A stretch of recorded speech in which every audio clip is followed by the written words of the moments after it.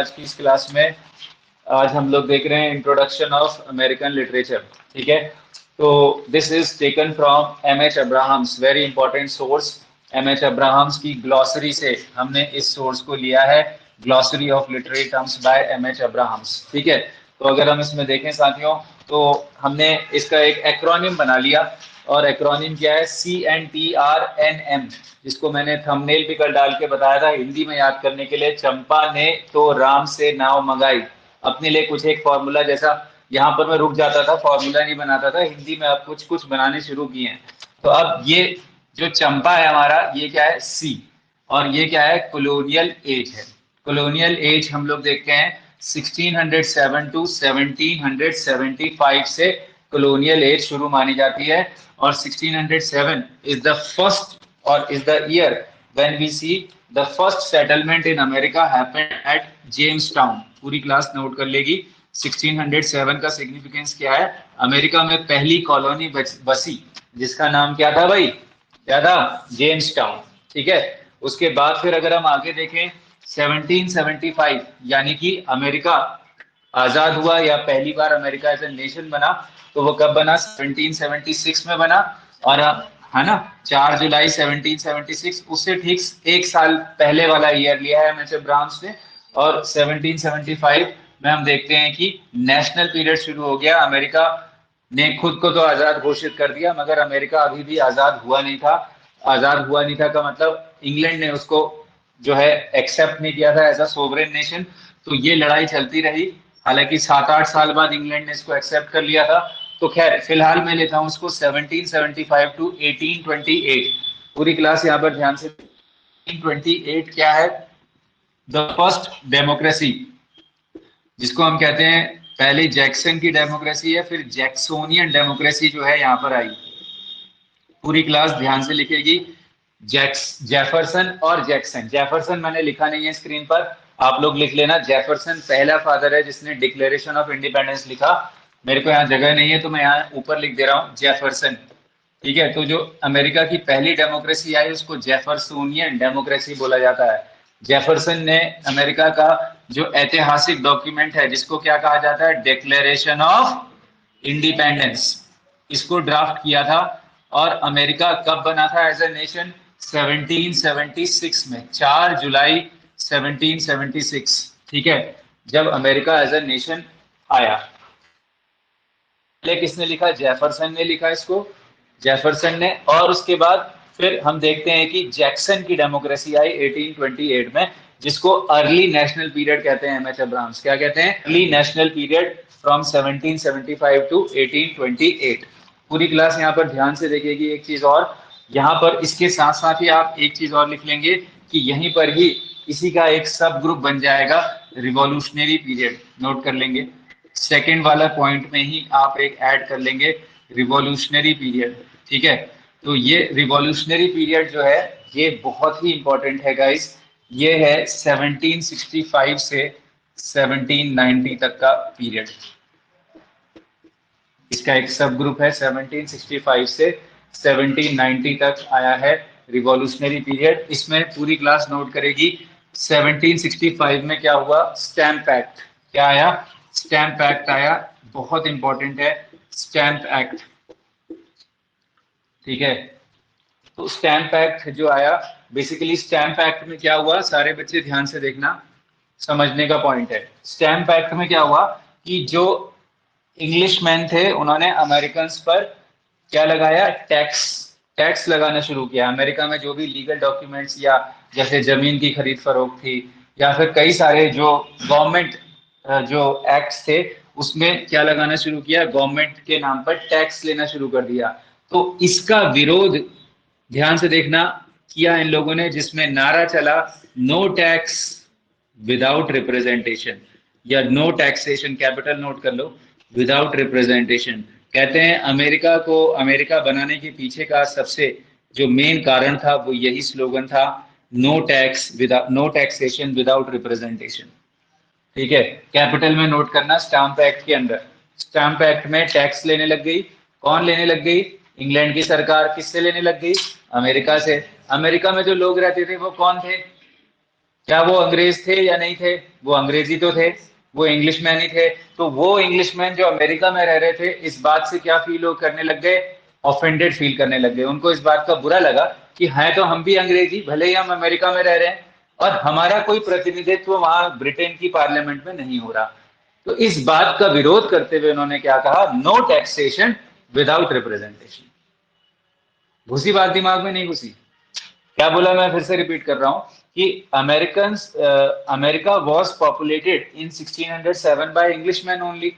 Now what happened that these Englishmen after 150 years were charged with Stamp Act by the Englishmen who were living in England. So the Englishmen who were living in America, they felt offended that we are also Englishmen, but we are being charged with the tax, and that's why they gave this slogan no taxation without representation. या तो हमारा Britain की parliament में represent करो हमें, या फिर हम टैक्स नहीं देंगे। ऑब्वियसली उनको ब्रिटेन की पार्लियामेंट में रिप्रेजेंट नहीं किया जा सकता था, क्योंकि बहुत दूर थे और उनका कोई रिप्रेजेंटेटिव नहीं था। इसीलिए फिर ये लड़ाई लड़ी, जिसको रिवॉल्यूशनरी एज कहा गया। हम इसमें देखते हैं कि 1773 में, इसी घटना के साथ साथ दिखा दे रहा हूं क्या हुआ, बहुत फेमस घटना, बोस्टन टी पार्टी। आपके एग्जाम्स में, जीके में, अमेरिकन लिटरेचर में, पता नहीं कहां कहां पूछा गया है। इंग्लैंड की बहुत ही बड़ी घटना मानी जाती है बोस्टन टी पार्टी। कब हुई है? 1773 में हुई बोस्टन टी पार्टी। ठीक है, बहुत ही इंपॉर्टेंट घटना है गाइस ये, बोस्टन टी पार्टी। तो 1773 में हमने देखा कि जो, इसकी डेट भी लिख लो, 6 दिसंबर 6 December 1773, Boston Tea Party incident happened, in which who was the leader of Boston Tea Party? Boston Tea Party का लीडर था सैमुअल एडम्स। कौन था? Samuel Adams. ठीक है, सैमुअल एडम्स के साथ साथ और कई लोगों ने, इंग्लैंड का जो एक कार्गो था जिसमें कि बड़े बड़े चाय के बक्से थे, चेस्ट, कितने थे वो? 342 big cottons of T box. ठीक है, 342, मैं आंकड़ा भी दे रहा हूँ, 342 टी बॉक्स थे। टी बॉक्स, चाय के बड़े बड़े बक्से थे जिनको कि फेंक दिया गया। ठीक है, उनको जहाज से फेंक दिया गया, उन पर टैक्स लगाया जा रहा था। वो चाय कहाँ से इंपोर्ट होके आ रही थी? ईस्ट इंडिया कंपनी से जहाज के माध्यम से अमेरिका भेज रहा था। इंग्लैंड इंडिया की चाय को अमेरिका ला रहा था और उस पर टैक्स के थ्रू कमाई कर रहा था इंग्लैंड। तो अमेरिकन ने सैमुअल एडम्स की अगुवाई में बोस्टन टी पार्टी घटना करी, जो कि 6 दिसंबर 1773 में हुई थी, जिसमें इन लोगों ने 342 चाय के बड़े बड़े कार्टन्स को पानी में फेंक दिया। क्यों? क्योंकि उस पर टैक्स लिया जा रहा था और टैक्स के ही खिलाफ अमेरिका खड़ा था। No taxation without representation. So this famous incident of first revolt of America is known as Boston Tea Party. Why Boston Tea Party came? Because of the Stamp Act. What was Stamp Act? Charging of tax from Americans. Okay, and because of that they came up with this slogan. पूरा थोड़ा सा समझ में आया सबको? Revolutionary age. अब इसमें 1790 की सिग्निफिकेंस क्या है? 1790 में थॉमस पेन के पैम्फलेट्स छपे। थॉमस पेन बहुत बड़ा एक रिवॉल्यूशनरी राइटर है। जिसने क्या लिखा है थॉमस पेन ने भाई? किसी को याद है इस क्लास में? थॉमस पेन ने कौन सा फेमस पैम्फलेट लिखा है? Rights of man. क्या लिखा है थॉमस पेन ने? Rights of man. पेन की स्पेलिंग देख लेंगे, PAINE। अमेरिका के रिवॉल्यूशनरी लीडर है। वैसे इंग्लैंड के थे ये, वैसे कहाँ के थे? इंग्लैंड के थे। इनके दो पैम्फलेट्स बहुत फेमस हैं जिनको अमेरिका की डेमोक्रेसी का आधार माना जाता है। एक तो राइट्स ऑफ मैन, इसी के अगेंस्ट में फिर किसने लिखा? Rights of women. अरे मैरी वोllस्टोनक्राफ्ट। हाँ, थॉमस पेन के ही रिएक्शन में आई थी। कौन आई थी? मैरी वोllस्टोनक्राफ्ट, जिसका क्या माना जाता है? First feminist. मैरी वोllस्टोनक्राफ्ट किसके रिएक्शन में आया था? वो आई थी राइट्स ऑफ मैन, जो किसने लिखा था? थॉमस पेन ने। और इसके अलावा सबसे फेमस पैम्फलेट है इनका एक और, कॉमन सेंस। दो पैम्फलेट्स नोट कर लेंगे, 1790 में के आसपास लिखे गए दोनों पैम्फलेट्स। ठीक है, राइट्स ऑफ मैन और कॉमन सेंस। क्योंकि लेक्चर रिकॉर्ड हो रहा है आप लोग को जिसको नोट करना है फर्दर नोट कर सकते हैं कि राइट्स ऑफ मैन के अगेंस्ट में क्या आया था, vindication of the rights of man और vindication of the rights of women, जो कि किसने लिखा था, मैरी वोllstonecraft ने। उसने विंडिकेशन वर्ड ऐड कर दिया था, खाली राइट्स ऑफ वुमेन नहीं था उसका, vindication of the rights of women था। ठीक है, चलिए वो 1792 में आया था। कब आया था, 1792 में। ये लगभग 1790-91 में दोनों पैम्फलेट है। ठीक है, क्लियर हो गया। अब यहां पर हम आगे बढ़ते हैं भाई। तो अब सबसे इंपॉर्टेंट, ठीक है, vindication of the rights of women और vindication of the rights of man, दोनों मैरी वोllstonecraft ने लिखे हैं। ठीक, तो अब देखो सबसे इंपॉर्टेंट एज आ गई ट्रांसेंडेंटलिज्म। इस पर आप 5 स्टार लगा देंगे। अमेरिका का रिनेसा कहा जाता है इसको, ट्रांसेंडेंटलिज्म जो तीसरी एज है 1828 से 1865 is known as the transcendentalism of America. Exam में बहुत बार ये क्वेश्चन आएगा भाई। और ट्रांसेंडेंटलिज्म को मैंने 2-3 नामों से हम लिख सकते हैं। एक तो मैंने क्या बोला, इसको रिनेसा ऑफ अमेरिका या रिनेसा ऑफ अमेरिकन लिटरेचर, कुछ भी लिख लेंगे ट्रांसेंडेंटलिज्म को।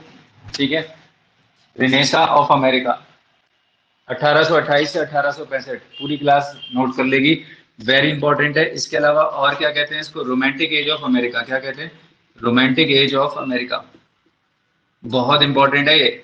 अब यहाँ पर ब्रिटेन और अमेरिका, सॉरी ब्रिटेन और अमेरिका की रोमांटिक एज का कंपेयर कर लो। ठीक है, जो ब्रिटेन की रोमांटिक एज है वर्ड्सवर्थ कोलरिज वाली, वो कब से कब तक है, 1837 से 1901 तक। ये कहाँ की रोमांटिक एज है, सॉरी उल्टा बोल दिया मैंने, सॉरी सॉरी, 1798 से 1837 ये है आपकी रोमांटिक एज ऑफ इंग्लैंड या ब्रिटेन, और ये है रोमांटिक एज ऑफ अमेरिका। ठीक है, पूरी क्लास ध्यान से देख रही है। तो ये देखो जैसे ये यहाँ पर खत्म हो रही है 1837 से पहले पहले, ये यहाँ पर अमेरिका का रोमांटिक एज शुरू हो जा रहा है। तो दोनों ऐसा कहते हैं कि जैसे one ending of romantic age leads to another beginning of romantic age. यहाँ पर रोमांटिक एज खत्म हो रही है, यहाँ पर अमेरिका की रोमांटिक एज शुरू हो जा रही है, जिसको कि ट्रांसेंडेंटलिज्म कहते हैं, जिसको कि रेनेसा ऑफ अमेरिका भी कहते हैं। तीनों एज का मतलब एक ही है, ट्रांसेंडेंटलिज्म कह लो, रेनेसा कह लो अमेरिका का, या फिर रोमांटिक एज ऑफ अमेरिका कह लो। ठीक है, तो यहां पर कहते हैं पूरी क्लास, अब इसको सेपरेट एक हेडिंग लिख लो, इसमें थोड़ा डिटेल मुझे बताना है। ये दोनों तो मैंने थोड़ा सा ओवरव्यू दिया है, डिटेल लिखाऊंगा बाद में, पहले इसको लिखना शुरू करते हैं। एक हेडिंग सेपरेट ले लो, ट्रांसेंडेंटलिज्म, या चलो उसको लेने से पहले, चलो अभी हाँ उस पेज पर आएंगे, इसको पहले खत्म कर देता हूँ खाली बस। तो इसके बाद ट्रांसेंडेंटलिज्म हो गया, ये रोमांटिक एज ऑफ अमेरिका हो गई, इसके राइटर्स कौन कौन से थे और कौन से इसके फादर थे उस पर हम बातचीत करेंगे। फिलहाल खाली फादर लिखा देता हूँ। ट्रांसेंडेंटलिज्म के जो फादर माने जाते हैं वो कौन है, राल्फ वाल्डो इमर्सन, या फिर शॉर्ट में हम क्या, ये तो चार्ट में ही लिख देना, मेन पॉइंट है इमर्सन। इमर्सन को हम ट्रांसेंडेंटलिज्म का फादर कहते हैं। पूरा नाम है राल्फ वाल्डो इमर्सन। ये एक एसेइस्ट है, फिलोसोफर है। ठीक है, एसेइस्ट एंड फिलोसोफर इमर्सन। फिर उसके बाद हम देखते हैं एज ऑफ रियलिज्म आई। रियलिज्म की एज 1865 से मानी गई है शुरू। ठीक है, अब पहले तो यहाँ पर यह भी समझना पड़ेगा कि सर 65 दोनों बार आ गया, तो 65 का सिग्निफिकेंस क्या है, पूरी क्लास नोट करेगी, पैरेलल चलते रहेगा ये इसी चार्ट के साथ साथ। सिविल वॉर ऑफ अमेरिका कब से कब तक है, 1861 से 1865, नोट ही कर लेना, वेरी वेरी इंपॉर्टेंट है। अमेरिका का महान सिविल वॉर, महान तो क्या कहेंगे, मतलब इस सेंस में सबसे खतरनाक सिविल वॉर है कि सबसे ज्यादा कैजुअलिटीज हुई थी इसमें। Civil war of America 1861 to 1865 हमारे पेपर में बहुत बार पूछा गया है। अब इसमें कौन था अमेरिका का आइकॉनिक लीडर जिसने सिविल वॉर में अमेरिका को बहुत बचाया, नहीं तो हम कहते हैं अमेरिका और ज्यादा हो सकता था। विटमैन ने उसके ऊपर एलेजी लिखी है, कौन है, Abraham Lincoln. Abraham Lincoln was the iconic American president of the Civil War. या ड्यूरिंग सिविल वॉर के दौरान अमेरिका का ऐतिहासिक प्रधानमंत्री या सॉरी प्रेसिडेंट राष्ट्रपति कौन था? अब्राहम लिंकन थे। और अब्राहम लिंकन की ही डेथ हुई थी फिर। और हम देखते हैं कि इसकी इनकी डेथ पर फिर वॉल्ट विटमैन, जो कि अमेरिका का राष्ट्रीय कवि माना जाते हैं, वॉल्ट विटमैन, अभी हम देखेंगे ट्रांसेंडेंटलिज्म का एक तरीके से ग्रेटेस्ट पोएट है, वॉल्ट विटमैन ने अब्राहम लिंकन के ऊपर एलिजीज लिखी। कौन सी थी दो elegies? O captain, my captain, और when lilacs last in the dooryard bloomed. दो एलिजीज थी, एक तो क्या थी? ओ कैप्टन, माई कैप्टन, ठीक है, और दूसरी थी when lilacs last in the dooryard bloomed. तो ये लिंकन की डेथ के ऊपर विटमैन की दो एलिजीज थी, ठीक है। अब यहां पर हम आगे बढ़ते हैं। जो एज ऑफ रियलिज्म है, इसका ग्रेटेस्ट राइटर कौन था? एज ऑफ रियलिज्म का ग्रेटेस्ट राइटर था जिसको हम कहते हैं Mark Twain. Mark Twain, Huckleberry Finn वाले, ठीक है, yes, the adventures of Huckleberry Finn, Mark Twain. इन्होंने इस एज को क्या कहा है? इन्होंने इस एज को गिल्डेड एज भी कहा है। गिल्डेड एज मतलब, ध्यान से सुन लेना, गिल्डेड एज कहा है रियलिज्म को मार्क ट्वेन ने। ये क्वेश्चन आया है कई बार। तो गिल्डेड एज का मतलब क्या है? गिल्ड का मतलब होता है association of businessman. Trade guilds होती थी ना, जब मिस्ट्री मिराकल प्लेस पढ़ाए थे उस समय भी बताया था वर्ड गिल्ड। तो क्या हुआ था कि सोने की खोज में गोल्ड एक्सप्लोरर्स बहुत ज्यादा अमेरिका से कनाडा की तरफ गए और कई लोग सोने की खोज में मर गए। तो गिल्डेड एज मतलब उन्होंने कहा है एज ऑफ मेटीरियलिज्म, भौतिकतावाद की का युग। एज ऑफ मेटीरियलिज्म कहा है इन्होंने। गिल्डेड एज का मतलब क्या है? It is a satire on the gold rush. क्या कहा गया इस घटना को? बहुत डिटेल में पढ़ के ला रहा हूँ ये सारी चीजें आपको, बिल्कुल। गोल्ड रश कहा जाता है। गोल्ड रश मतलब सोने को लेकर, सोने की खदानें जो कनाडा में पाई गई थी 1870-80 में, सारे के सारे बिजनेसमैन वहां जाने के लिए उत्सुक थे, लेकिन कई लोगों की डेथ हुई उसमें, तो उसको कहा जाता है गोल्ड रश, ठीक है। तो satire on gold rush, gilded age का मतलब satire on materialism. Gold rush को अब आप डिफाइन कर लें भौतिकतावाद, भौतिकवाद, ठीक है। तो ये गोल्ड रश पर सटायर्स लिखे हैं मार्क ट्वेन ने। और मार्क ट्वेन जो है अमेरिका के फादर ऑफ अमेरिकन लिटरेचर भी माने जाते हैं। अभी मैं उस पर एक अलग टॉपिक लिखाऊंगा, लेकिन साथ साथ इनको और क्या कहा जाता है? Father of American humour. क्या कहा जाता है? Father of American humour. Mark Twain को कहा जाता है फादर ऑफ अमेरिकन ह्यूमर। और फादर ऑफ अमेरिकन लिटरेचर भी आप लिख सकते हैं मार्क ट्वेन को, ठीक है। Father of American literature, father of American humour, और क्या बोला मैंने? फादर ऑफ अमेरिकन रीजनलिज्म, क्षेत्रीयवाद। अमेरिका के कौन से क्षेत्र को दिखाते हैं ये? मिसिसिपी और मिसौरी, दो महान नदियां हैं साउथ ऑफ अमेरिका में, मिसिसिपी और मिसौरी, ठीक है। फादर ऑफ रीजनलिज्म या regional literature in America, father of humour, और father of American literature. Mark Twain actual name was Samuel Langhorne Clemens. What was the actual name of Mark Twain? Samuel Langhorne Clemens, ठीक है। Mark Twain इनका pseudonym था। Actual name कई बार पूछा है exams में।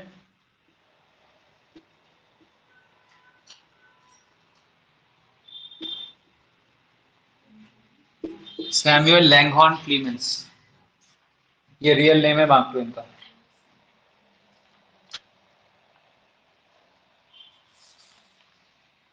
ठीक है। आगे बढ़ते हैं गाइस।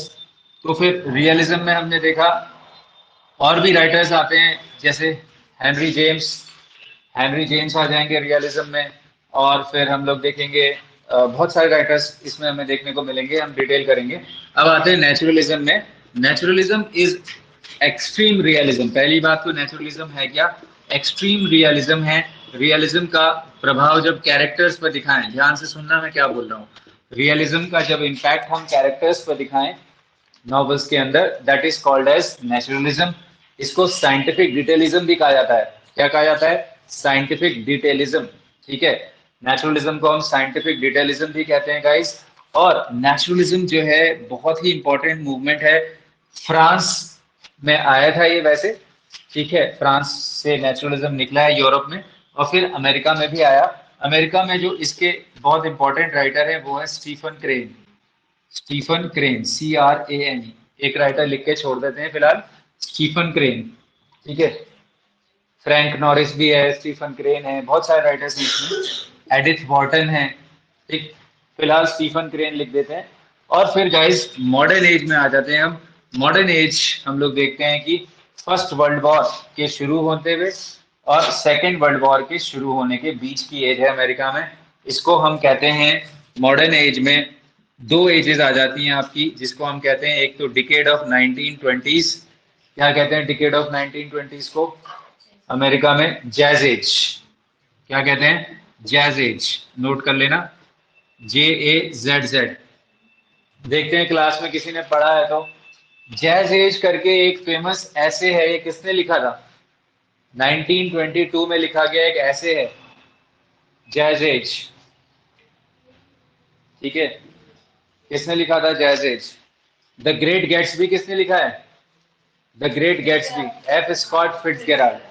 F स्कॉट फिट्जगेराल्ड ने ही एक ऐसे लिखा है जैज एज। और 1920s की एज को अमेरिका में क्या कहते हैं? जैज एज कहते हैं। जैज क्या है? ये एक हार्ड म्यूजिक है, हैवी म्यूजिक, खासकर ब्लैक्स लोगों के कल्चर में फेमस है ये। जैज क्रिटिक भी कहते हैं, इस पे क्वेश्चन बन रहे हैं लगातार। ठीक है, तो जैज एज, इसके अलावा और क्या कहते हैं 1920s को? रोरिंग ट्वेंटीज भी कहते हैं गाइस। क्या कहते हैं? Roaring twenties. क्योंकि इस समय जो है बहुत तेज, रोरिंग का मतलब यहाँ पर क्या है कि जो है अनएम्प्लॉयमेंट बहुत तेजी से बढ़ गया था अमेरिका में। तो रोरिंग, रोरिंग मीन्स दहाड़ना, ROARING। और इसके अलावा एक और देखो, 1920s में तीन नेम दे रहा हूं, कुछ भी पूछा जा सकता है। जैज एज, रोरिंग ट्वेंटीज, या फिर लॉस्ट जनरेशन। बहुत ही फेमस टर्म, भटकी हुई पीढ़ी, अमेरिका की भटकी हुई पीढ़ी कहा जाता है लॉस्ट जनरेशन। हेमिंगवे आ जाएगा इसमें। सबसे फेमस राइटर लॉस्ट जनरेशन का अर्नेस्ट हेमिंगवे, जो कि अमेरिका का ग्रेटेस्ट नॉवेलिस्ट बने इवेंचुअली, अर्नेस्ट हेमिंगवे और F स्कॉट फिट्जगेराल्ड। ये दोनों अमेरिका के लेजेंडरी राइटर्स हैं जो कि लॉस्ट जनरेशन ये 1920s में आ जाते हैं, जो कि मॉडर्न एज के अंदर चल रही है। ठीक है, तो मॉडर्न एज के अंदर अमेरिकन लिटरेचर में एक तो 1920s हो गई, और 1920s के ही टाइम को अमेरिका में ब्लैक लिटरेचर में क्या बोला जाता है? पूरी क्लास मेरे साथ, हार्लेम रेनेसा। हार्लेम की क्रांति, अश्वेतों की पहली क्रांति मानी जाती है हार्लेम रेनेसा। ब्लैक्स का पहला रेनेसा पूरे वर्ल्ड में माना जाता है ये Harlem Renaissance. Harlem is a small district in America, Manhattan के अंदर है ये, अमेरिका में भी मैनहाटन है एक। तो हार्लेम रेनेसा 1920s ही लिख देना, लेट 1920s। क्या लिखेंगे? First revolution of blacks in America. First revolution of blacks in America, Harlem renaissance, HARLEM, Harlem renaissance. और हार्लेम रेनेसा के जो सबसे फेमस राइटर हैं वो हैं Langston Hughes, Countee Cullen, Claude McKay, ये सब कुछ नाम है। मैं फिलहाल यहाँ पर आपको लिख दे रहा हूँ, बहुत बड़ा नाम, लैंगस्टन ह्यूक्स।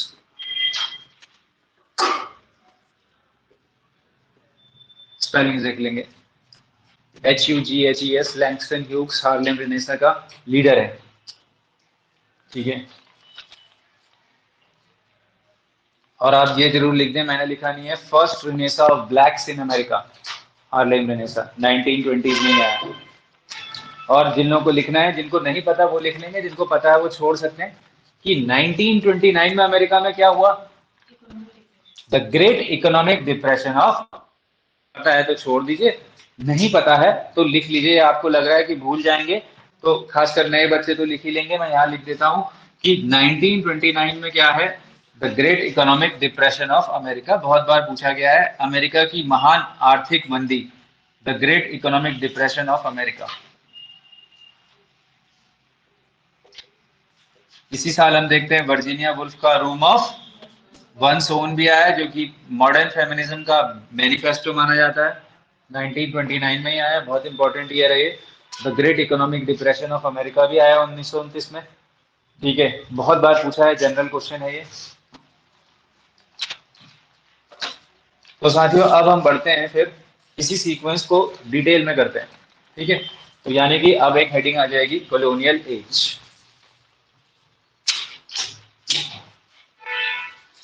कॉलोनियल एज, ठीक है, तो ये आ जाएगा।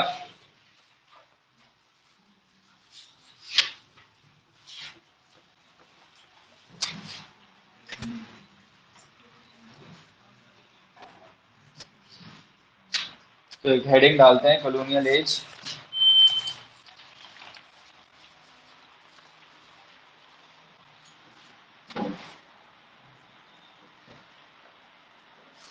देखिए यहाँ पर सारे बच्चे ध्यान देंगे, कॉलोनियल एज में जो अमेरिका थी वो क्या थी, कॉलोनी थी इंग्लैंड की। कब तक रही अमेरिका इंग्लैंड की कॉलोनी, जो ये एज है तब तक रही 1775 तक, क्योंकि 1776 में तो फिर अमेरिका एक नेशन बन गया, तो इसीलिए इस एज को क्या कहा गया है, कॉलोनियल एज। अब इसी के साथ साथ ही बता देता हूं कि जब 1776 में क्या बना, अमेरिका बना, तो उस समय ये क्वेश्चन पूछा है कि कितनी कॉलोनीज ने मिलकर अमेरिका को बनाया। तो कितनी कॉलोनीज थी, 13 कॉलोनीज थी।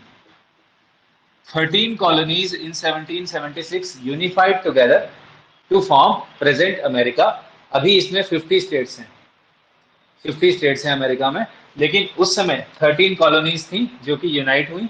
और 1776 अगर जिसको लिखना है तो 4 जुलाई 1776 को अमेरिका बना, ठीक है, 4 जुलाई। तो उस घटना को क्या कहते हैं, declaration of independence. Declaration of independence ये एक डॉक्यूमेंट का नाम भी है, कॉन्स्टिट्यूशन का नाम भी। अमेरिका का जो कॉन्स्टिट्यूशनल डॉक्यूमेंट है उसका नाम है ये डिक्लेरेशन ऑफ इंडिपेंडेंस। ये किसने ड्राफ्ट किया, अभी बताया था मैंने, जेफरसन ने, थॉमस जेफरसन ने इस डॉक्यूमेंट को ड्राफ्ट किया था। क्वेश्चन बनेगा ये, ठीक है, डिक्लेरेशन ऑफ इंडिपेंडेंस, जेफरसन। हाँ, कॉन्स्टिट्यूशन का नाम भी है, और अमेरिका की जो इंडिपेंडेंस की घटना है उसको भी यही कहते हैं, डिक्लेरेशन ऑफ इंडिपेंडेंस, ठीक है। ये मेन कॉन्स्टिट्यूशनल डॉक्यूमेंट है अमेरिका का। तो अब राइटर्स में आ जाते हैं। तो राइटर्स जो थे इस एज में कौन कौन से थे, तो सबसे पहला नाम है बेंजामिन फ्रैंकलिन का, बहुत इंपॉर्टेंट राइटर है बेंजामिन फ्रैंकलिन,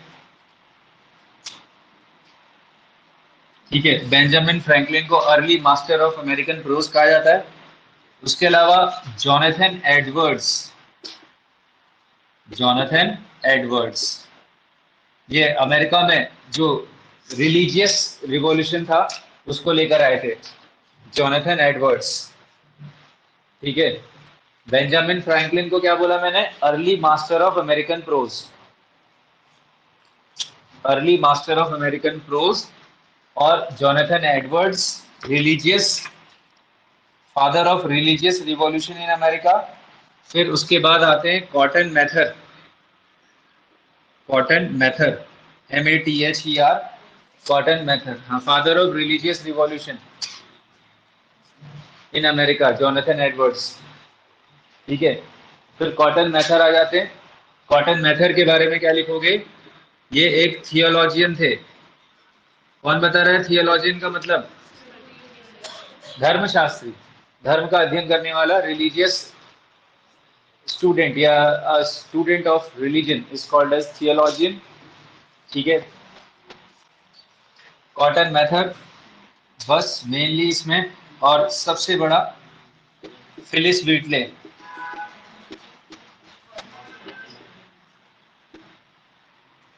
फिलिस व्हीटले। फिलिस व्हीटले ने क्या लिखा था, बहुत बार पूछा गया क्वेश्चन है ये, poems on various subjects,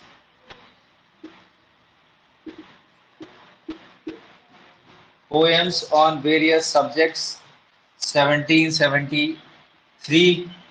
This work is known as the first work of black literature,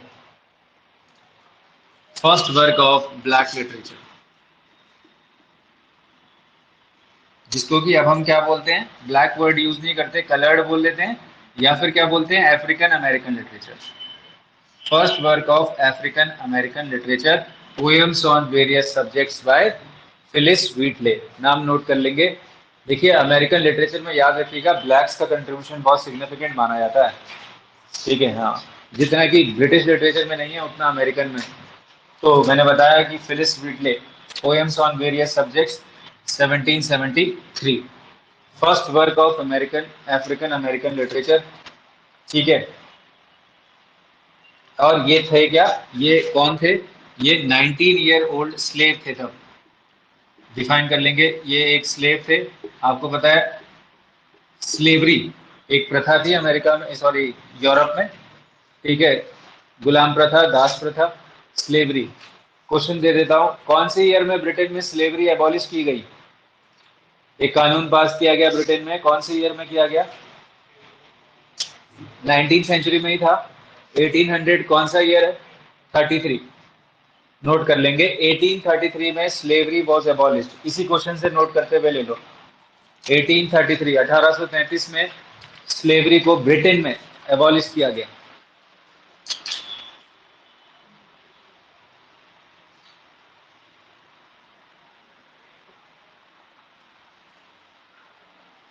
और मैंने स्लेव लिटरेचर में, इंग्लिश लिटरेचर या ब्रिटिश लिटरेचर में पहला वर्क लिखाया था एफ्राबेन, एफ्राबेन का ओरोनुकू। ठीक है, तो एफ्राबेन का ओरोनुकू ब्रिटिश लिटरेचर में पहला वर्क हो गया, और फिलिस व्हिटली का poems on various subject American literature में पहला वर्क हो गया। समझ में आ गया सबको? ठीक है, आगे बढ़ते हैं फिर। नेक्स्ट हमारी जो सबसे इंपॉर्टेंट एज है वो आ जाएगी, जिसे हम कहते हैं रिवॉल्यूशनरी, या चलिए early national period, early national period. ठीक है,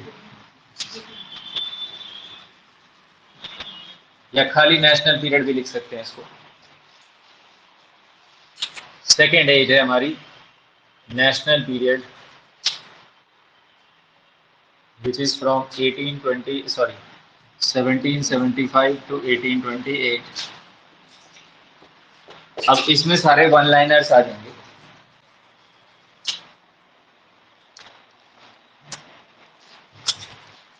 जैसे फर्स्ट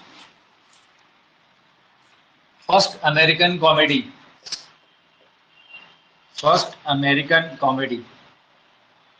ठीक है, तो ये आएगा इसमें, बहुत ही important question, Royall double L है इसमें, रॉयल टाइलर, रॉयल टाइलर का प्ले है द कंट्रास्ट।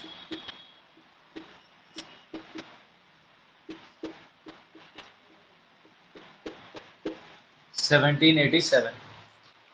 कॉमेडी का मतलब समझ गए, प्ले है ये। First American comedy Royall Tyler का द कंट्रास्ट 1787। उसके बाद फिर आएगा आपका फर्स्ट अमेरिकन नॉवल, बहुत इंपॉर्टेंट क्वेश्चन, 5 स्टार रख देना इस पॉइंट पे। फर्स्ट अमेरिकन नॉवल विलियम हिल ब्राउन का द पावर ऑफ सिंपैथी।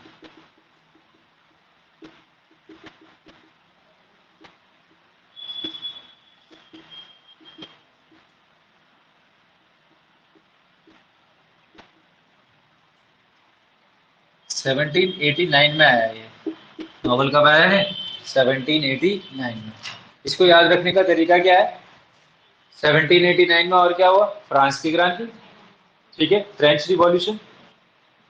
ठीक है, तो 1789 जिस साल फ्रेंच रिवॉल्यूशन हुआ, उस साल अमेरिका का पहला नॉवल छपा, विलियम हिल ब्राउन ने लिखा ये द पावर ऑफ सिंपैथी। ठीक है, चलो भाई बता दो, फर्स्ट ब्रिटिश नॉवल कौन सा था? फर्स्ट ब्रिटिश या फर्स्ट इंग्लिश नॉवल कौन सा है? Pamela by Samuel Richardson. कौन से ईयर में आया? 1740। 1740, तो देख लो लगभग लगभग 40-50 साल पहले 1740 में पहला ब्रिटिश नॉवल आया। कौन सा? पामेला। किसने लिखा है? सैमुअल रिचर्डसन ने। हमने फोर व्हील्स ऑफ नॉवेल्स में पढ़ा था, अभी फिर आ जाएगा वो एजेस में। तो यहाँ पर कंपेयर कर लो उस नॉवल को इनसे। ठीक है, लगभग 50 साल बाद हम देखते हैं, 49 ईयर्स के बाद विलियम हिल ब्राउन का पहला अमेरिकन नॉवल छपा द पावर ऑफ सिंपैथी। उसके बाद फिर first American magazine, first internationally known American magazine छपी। ठीक है, उसका नाम था द नॉर्थ अमेरिकन रिव्यू। पूछी गई मैगजीन है काफी ज्यादा। द नॉर्थ अमेरिकन रिव्यू कब आई ये? 1815 में।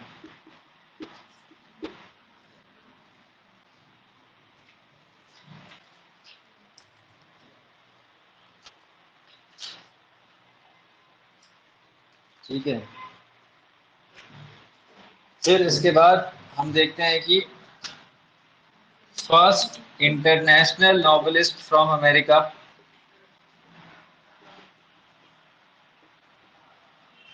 First international novelist from America.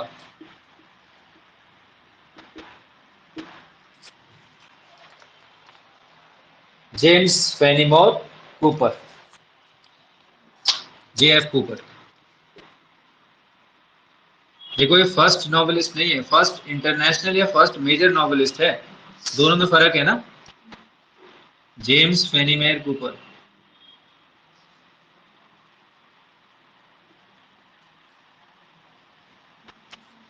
JF Cooper,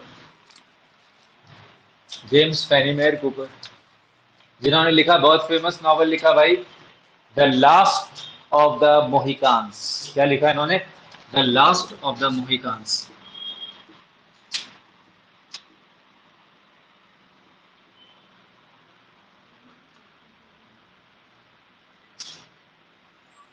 ये इनका फेमस नॉवल है, the last of the Mohicans. MOHICANS, MOHICANS, the last of the मोहिकान्स।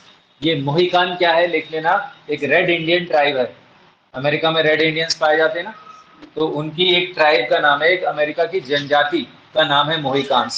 The last of the Mohicans ये फर्स्ट मेजर अमेरिकन नॉवल माना जाता है।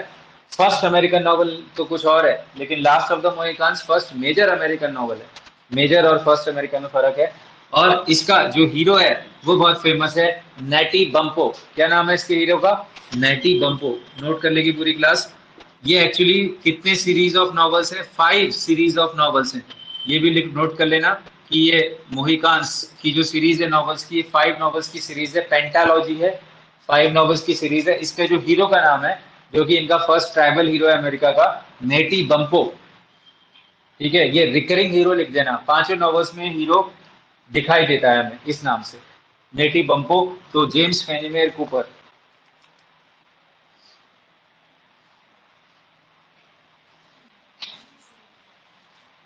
ठीक है, फिर उसके बाद हम कह सकते हैं कि ये हो गया। इसी पीरियड में चलेंगे।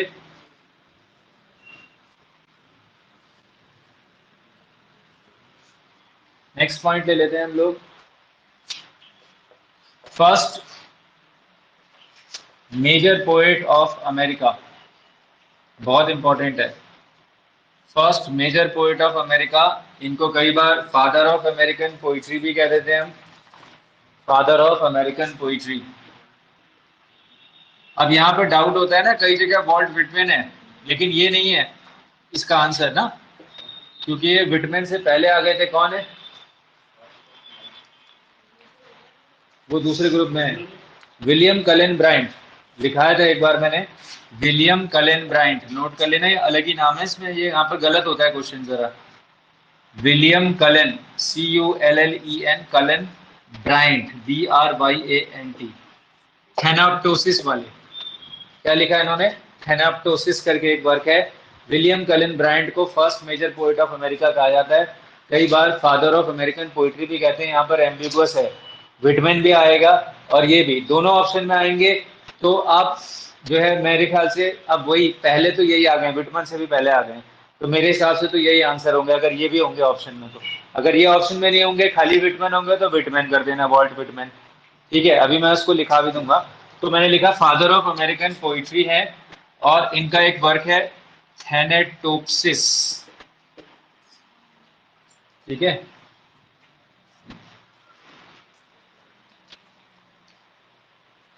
William kiln Bryant.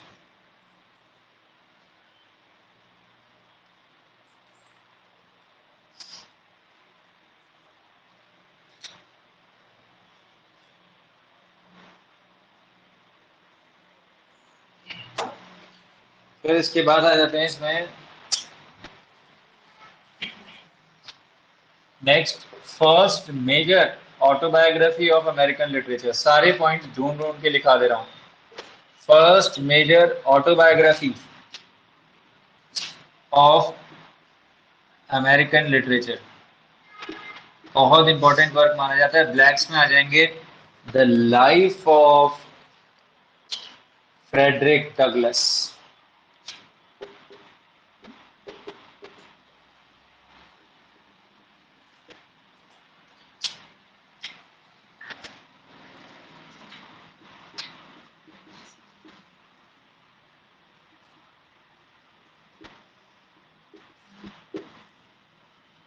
एटीन 45, हालांकि बाद में आएंगे।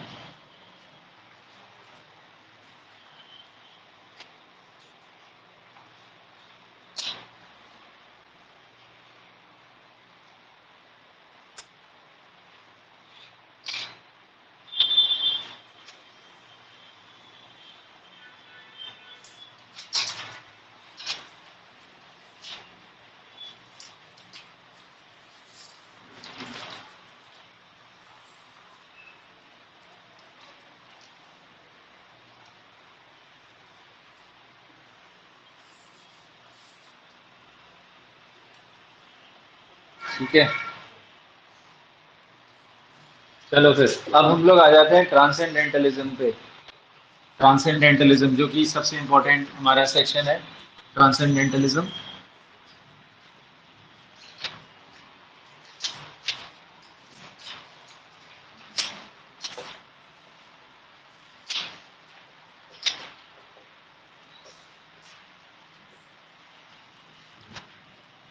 Transcendentalism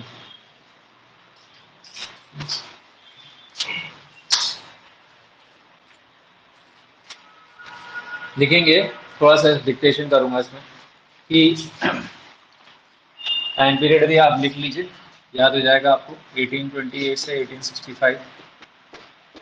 it is known as the golden age of American literature.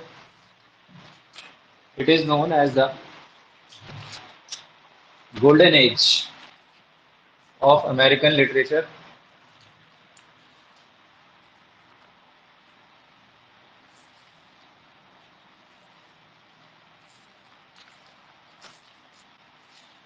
where where the great writers like where the great writers like Emerson, Thoreau, where the great writers like Emerson, Thoreau, Edgar Allan Poe,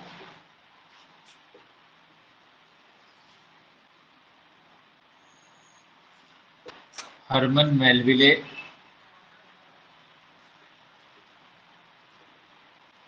and Nathaniel Hawthorne,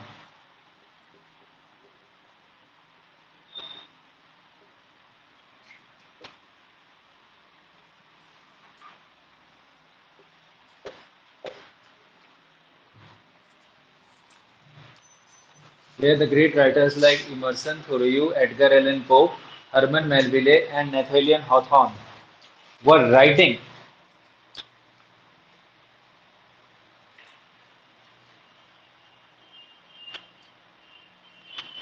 the ideas and ideals,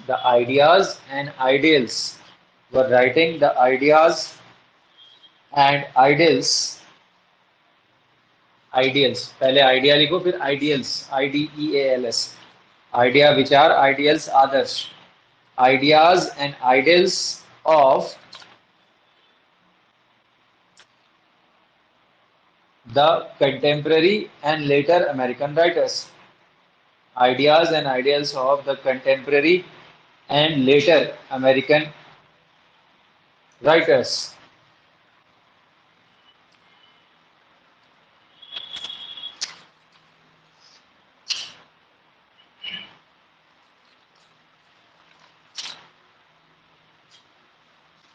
ठीक है, अब लिखो, इसमें लिखो कि transcendentalism can be defined as Transcendentalism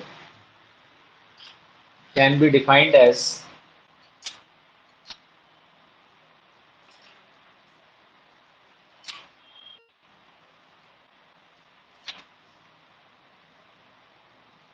ठीक है as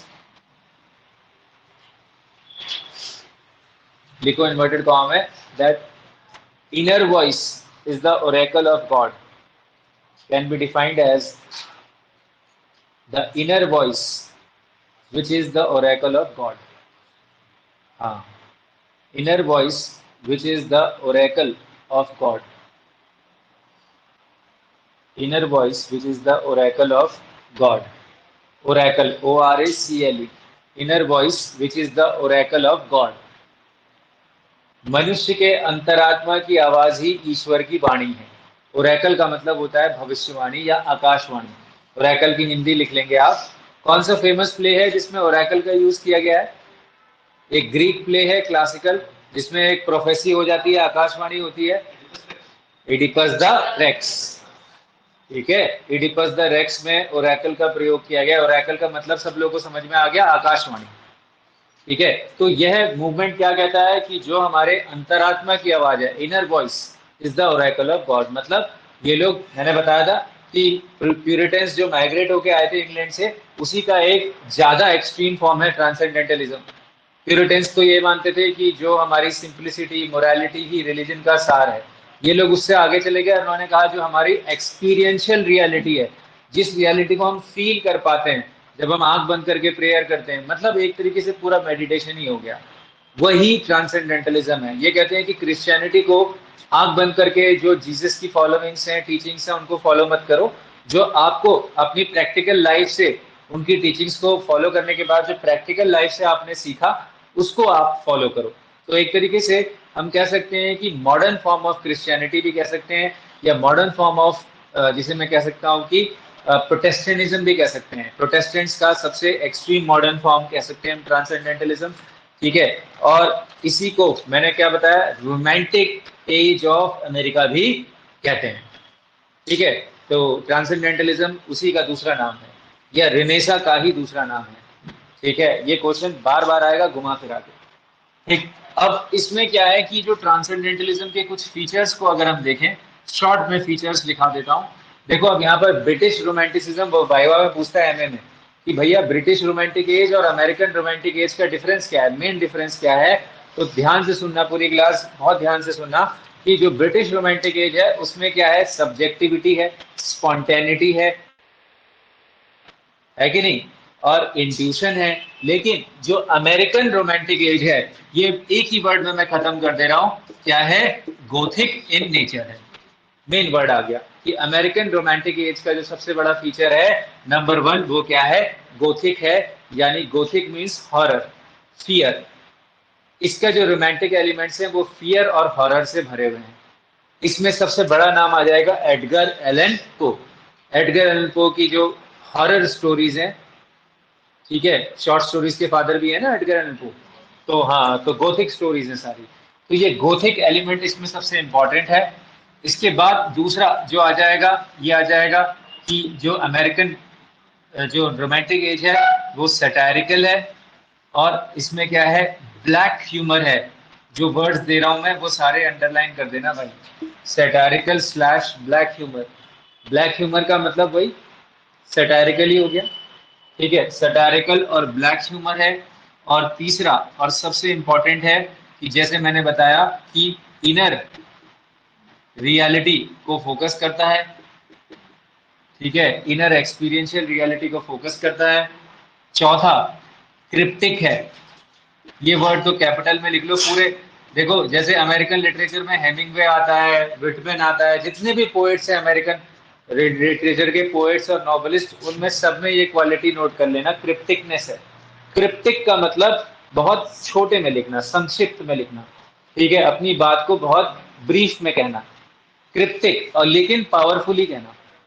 एक तो ये हो गया कि छोटे में लिखना, लेकिन एक ये हो गया कि छोटे में भी मीनिंगफुल लिखना, तो वो क्रिप्टिक है। जिसे हम हिंदी में कहते हैं गागर में सागर भरना। बेकन, एपिग्रामेटिकल लिखना। अब क्रिप्टिक का ही मैंने एक सिनोनिम और दे दिया, एपिग्रामेटिकल, बेकन की स्टाइल आ गई देखो। हाँ, शॉर्ट विटी सेइंग्स। एपिग्रामेटिकल का मतलब क्या होता है? कहावतें। हिंदी में इसको क्या कहते हैं? कहावतें। एपिग्रामेटिक। जी, क्रिप्टिक का मतलब नहीं, वो स्केप्टिक के सेंस में तो नहीं होता। शक करना, शक करना। नहीं, जनरली क्रिप्टिक में डिफिकल्ट टू अंडरस्टैंड कह सकते हैं। हाँ, क्रिप्टिक का एक मतलब वही हो गया, शॉर्ट एंड ऑल्सो क्योंकि फुल ऑफ मीनिंग्स है, तो क्रिप्टिक डिफिकल्ट टू अंडरस्टैंड। हाँ, ट्रांसेंडेंटलिज्म भी वही चीज है।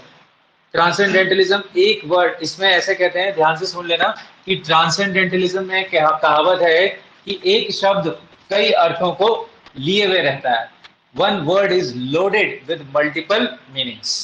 आपने एक वर्ड डाला मगर वो एक वर्ड के मल्टीपल मीनिंग्स होंगे, तो वो क्रिप्टिक हो गया फिर।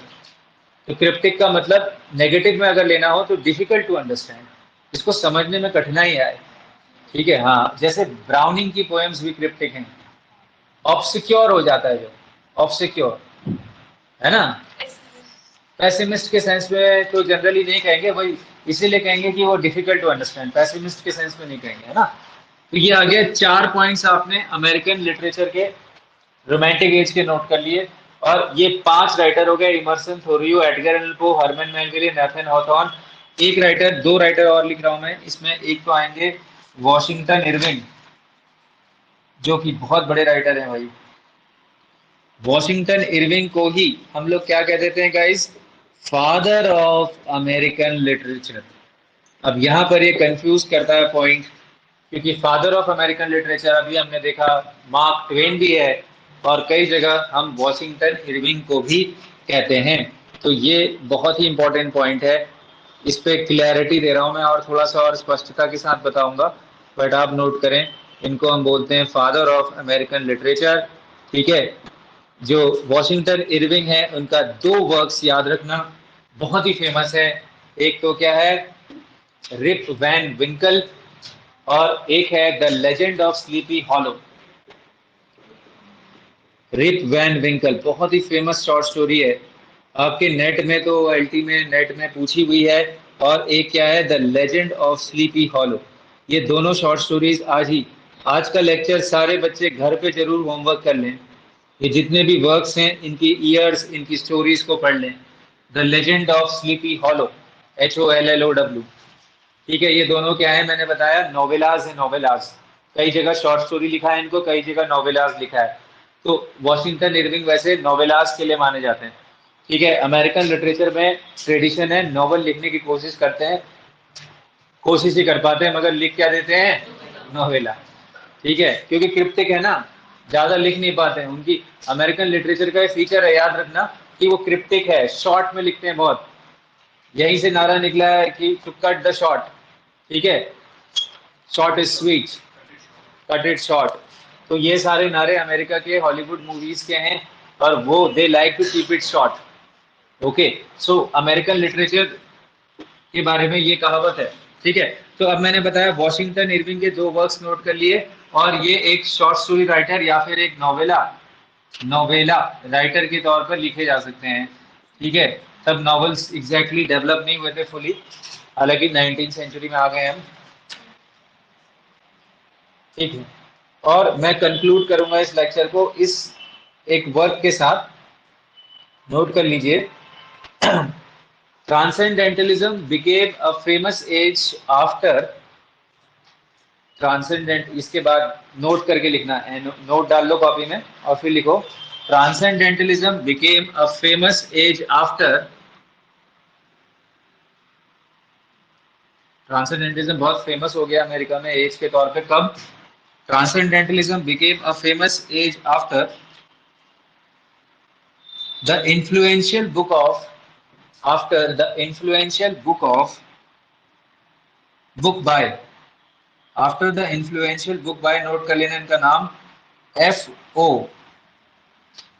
ये आपके एग्जाम्स में पूछे हैं भाई, मैथियसन, अमेरिका का बहुत बड़ा लिटरेरी क्रिटिक है, FO मैथियसन।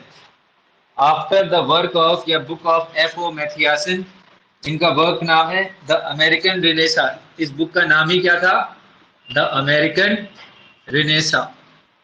इन्होंने ही ट्रांसेंडेंटलिज्म को पहली बार क्या कहा था? अमेरिकन रिनेसा कहा था।